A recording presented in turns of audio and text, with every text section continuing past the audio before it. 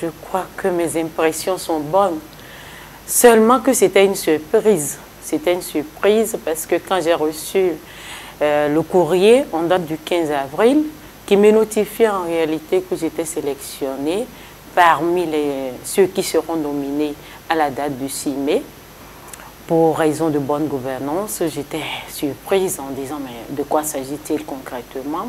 Quels sont les types d'observations qui ont été déjà faites et sur quelle base? Je crois que ça a été d'abord ma réaction. Le président de l'ONG Béné Espoir était obligé de répondre à une série de mes questions parce que je voulais mieux comprendre. Donc c'était un peu ça. Je pense que c'est difficile de s'apprécier soi-même. Mais pour moi, la bonne gouvernance, un peu, c'est la manière dont l'on conduit les activités dans sa structure, de manière à répondre aux besoins, dans un premier temps, à répondre aux besoins des acteurs. Surtout dans notre cadre aujourd'hui, je crois qu'il y a une vision qui est bien tracée au plan national, à laquelle on a adhéré, et en tant qu'agent de l'État, nous devons tous œuvrer pour la bonne marche de cette vision-là, puisqu'elle semble être la vision qui pourra nous conduire vers le développement effectif. Et c'est pour cette raison que ma première démarche est de faire en sorte que l'École nationale d'économie appliquée de management soit une école de, comme on le dit, de référence, non seulement au plan national, mais aussi au niveau de la sous-région et aussi à l'international. Et cette vision rime très bien avec la vision du pays, la vision du chef de l'État en ce moment. Et c'est ça qui nous a conduit en réalité, dès que élu à la tête de l'école, de mettre en place le plan d'action, le plan d'orientation stratégique de l'école, permettant en réalité de faire ressortir les grands axes sur lesquels on devait travailler. Et ces axes nous ont conduit aujourd'hui à une reconnaissance au plan régional, étant donné que nous sommes aujourd'hui devenus la 4e école de statistiques africaines, appartenant ainsi à un réseau des écoles de statistiques africaines. Et ensuite, nous avons été sélectionnés école publique pouvant abriter la formation d'expertise comptable. Et cela a démarré en bonne et due forme. Je crois le chantier étant grand, nous sommes dessus. L'école fait son petit bonhomme de chemin.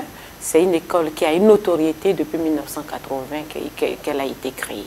Je crois que cette sélection, en réalité, n'est pas que le fruit de mon effort personnel.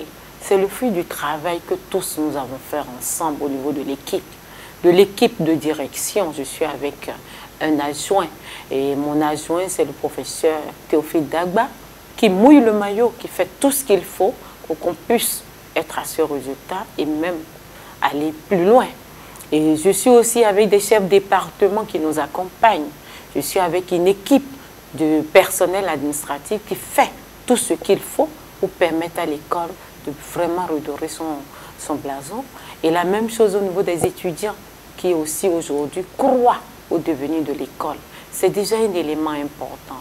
Et je salue aussi le leadership du recteur de l'université d'Abomey-Calavi qui nous accompagne en permanence, de même que le leadership de notre ministre de l'Enseignement supérieur et de la Recherche scientifique.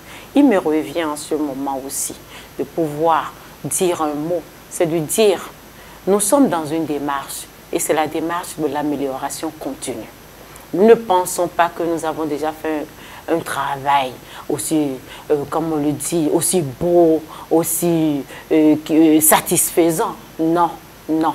Nous sommes dans une démarche d'amélioration continue. Et cette reconnaissance, c'est une reconnaissance que je vais dédier à toute la communauté de l'ENEAM et qui en réalité va booster, comme on le dit, le développement de notre école et va nous amener à nous remettre en cause, à comprendre que nous devons mieux faire les jours à venir. Un adage dit, quand il reste à faire, ça veut dire que rien n'est fait. Mais je crois que ce n'est pas mon point de vue. Quand il reste à faire, ça veut dire qu'on a encore beaucoup d'efforts à faire. Et je vais conclure en disant que la devise de mon pays, c'est la fraternité, justice, travail. Et ce qu'il y a à faire aujourd'hui, la fraternité, oui, la justice, oui, mais le travail est un élément important. Parce que c'est ça qui peut booster le développement du Bénin. Et chacun de nous, nous devons œuvrer pour vraiment booster ce développement à travers le travail. Chacun doit faire ce pourquoi il a été recruté. J'exprime toute ma gratitude à l'ONG Béni Espoir et surtout à son président, M. Henri Agassonon. Ils font un travail de fourmi, un travail très intéressant.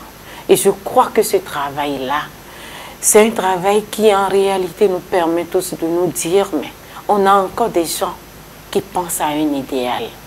Je prie Dieu qu'il leur accorde, comme on le dit, la santé, la longévité, le vrai développement de leur structure, pour que cette structure puisse apporter mieux, apporter l'éclairage qu'il faut pour notre pays.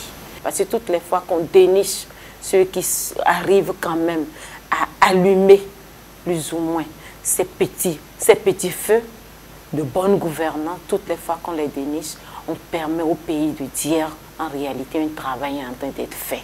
Et cela permet de motiver les jeunes qui viennent en disant quand on fait un bon travail, on peut être reconnu, on peut être nominé. Que sincèrement merci, merci à l'ONG, merci à M. Agassonon et à toute son équipe.